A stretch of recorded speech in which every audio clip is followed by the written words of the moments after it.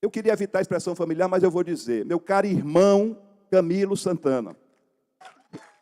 Vejam bem, a política é um lugar da gente servir, e eu me compenetro todo dia disso, porque tentações são muitas, para a gente se aproveitar dela para se servir a si próprio, perdoe a redundância. Esse exercício é um exercício que a gente tem que fazer sempre, todos nós que estamos na vida pública.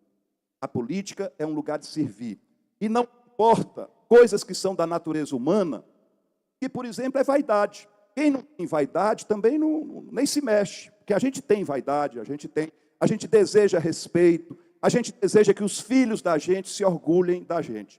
Mas eu juro na cruz de Deus por tudo que é mais sagrado. Quando eu procurei o Camilo para ser o governador, não era para ser capacho meu.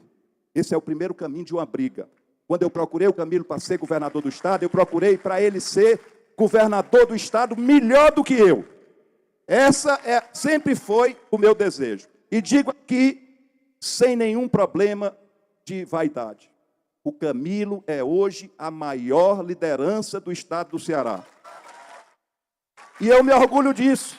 Porque, no fundo, se eu não tivesse dado a oportunidade, o talento é o dele, os cearenses não tinham conhecido. Como a confusão no PDT foi uma confusão que ficou caracterizada, a meu juízo, quem se disse a justiça, que houve uma notória perseguição, porque nós sempre fomos maioria, e em detrimento de uma maioria se fez uma decisão para ficar com a minoria, isso a meu juízo. Então nós estamos entrando, os deputados estão entrando na justiça, e é mais um motivo para a gente daqui a pouco também fazer outro evento, trazer os deputados estaduais, trazer os deputados federais. Passa a liderança para o Cid Gomes, porque evidentemente eu prefiro ficar junto com ele como vice-líder dele, para aprender com ele o que eu já aprendo aqui. Agora eu não posso fazer isso. Hoje estou como líder do governo Lula, assim como o exemplar José Guimarães na Câmara, eu estou no Senado, porque o Jacques Wagner está em viagem, mas eu sou o vice-líder prazerosamente do governo Lula, e tenho orgulho de falar que se o Brasil não sabe, Ceará fique sabendo, o Cid sabe, aqui muitos sabem, se o país ficou livre daquela praga do inferno, isso deve ao Cajuru, porque só teve CPI da Covid por causa do Cajuru, e o Cid sabe disso.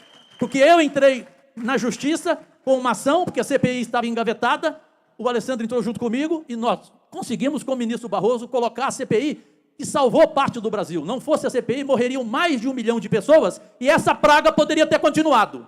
Então, modéstia à parte, eu tenho isso como troféu e não vou esquecer. Eu tenho uma responsabilidade enorme. Eu fui convocado pelo presidente Lula para cumprir uma missão que talvez seja a missão mais importante da minha vida: ajudar a reconstruir a educação desse país. Porque nenhum país, nenhum estado, nenhum município cresce com justiça social, com oportunidade, sem investir na educação do seu povo. Veja o tamanho do desafio, mas estamos lá agarrados com o problema. Nós temos um compromisso com o país, com o Brasil, liderado hoje pelo presidente Lula, que foi o maior presidente da história desse país, Luiz Inácio Lula da Silva. Foi um presidente que olhou para os pobres, para o Nordeste brasileiro, que dá a oportunidade de um filho de um trabalhador ir para a universidade, virar doutor, virar médico, virar advogado. Na democracia é o povo que manda. E o presidente Lula salvou a democracia brasileira, salvou a nossa democracia com a sua eleição. E que dupla, Isolda e Camilo Santana. A educação brasileira já tomou outro rumo. A única proposta do governo anterior era o homeschooling, é tirar a criança da escola. Uma coisa atrasada, que nasceu nos Estados Unidos por orientação racista. Nós queremos, são todas as crianças na escola, desde a creche, o ensino infantil, a alfabetização na idade certa, a escola de tempo integral, o ensino técnico e tecnológico, Camilo Santana, que você tanto trabalha, vai aumentar a produtividade, vai fazer a economia crescer.